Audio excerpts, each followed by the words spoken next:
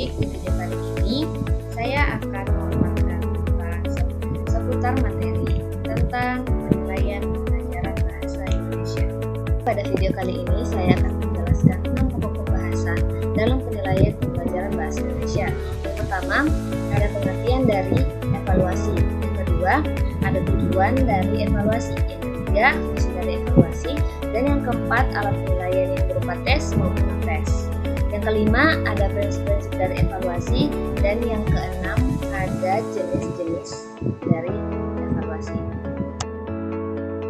Untuk yang pertama, ada pengertian dari evaluasi. Evaluasi menurut Sussman yang dikutip oleh Arif Kunto 2010 halaman 56. Jadi, beliau mengatakan bahwa evaluasi adalah sebuah proses yang telah dicapai dalam beberapa kegiatan yang direncanakan untuk mendukung tercapainya tujuan.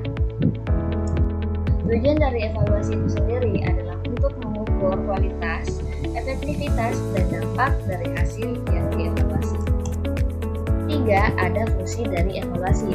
Fungsi dari evaluasi yang pertama memberikan umpan balik, yang kedua mendukung pengambilan keputusan, yang ketiga meningkatkan kualitas, dan memastikan akuntabilitas. Oke, baik. Jadi yang keempat ada alat penilaian. Alat penilaian di sini ada terbagi dua. Yang pertama itu berupa tes, dan yang kedua berupa non-tes.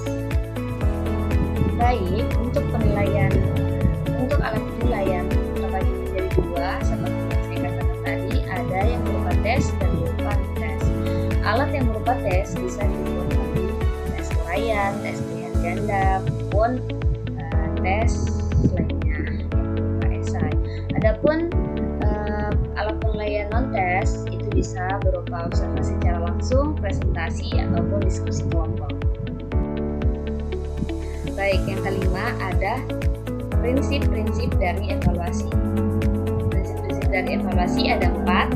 Yang pertama ada validitas, yang kedua reliabilitas, yang ketiga objektivitas, dan yang keempat keadilan. Validitas di sini berarti mengukur sejauh mana tes yang diukur.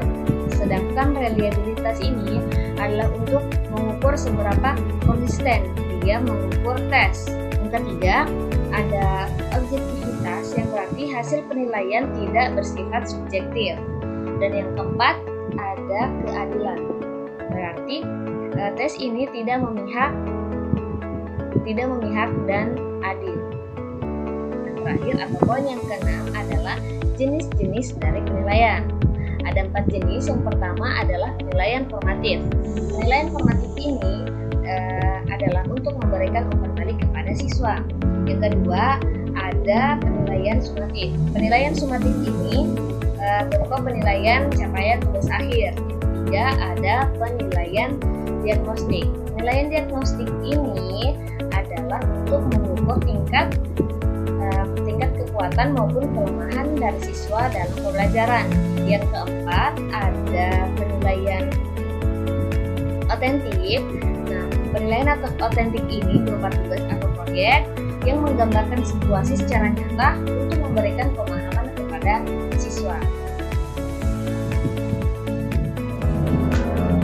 Baik, mungkin itu saja yang bisa saya sampaikan terkait materi penilaian pembelajaran bahasa Indonesia. Terima kasih telah menyaksikan video ini. Wassalamualaikum warahmatullahi wabarakatuh.